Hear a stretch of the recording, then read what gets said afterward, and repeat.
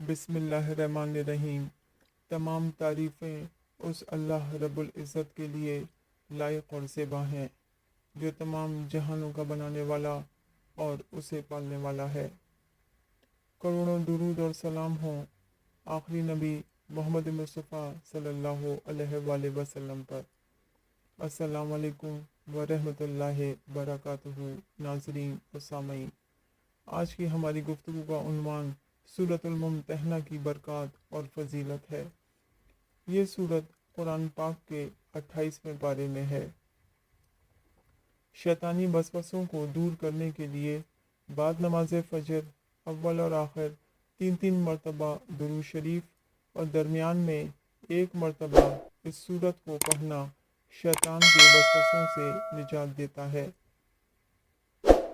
جس گھر میں روزانہ اس سورت کی تلاوت کی جائے گی اس گھر میں شیطان کبھی داخل نہ ہوگا۔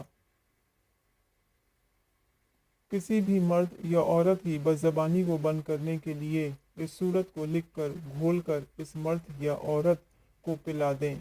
چند دفعہ کے عمل کرنے سے اس کی بدزبانی کی عادت ختم ہو جائے گی اور اخلاق حمیدہ پیدا ہو جائیں گے۔ اگر کسی شخص کو دشمن کا خوف ہو تو بعد نماز عشاء اول اور آخر 3 مرتبہ درود شریف اور درمیان میں 3 مرتبہ اس سورت کو پڑھنے سے دشمن کا خوف دل سے نکل جائے گا اور انشاءاللہ تعالی عزیز دشمن کسی بھی قسم کا اس کو نقصان نہیں پہنچا سکتا۔ آمین۔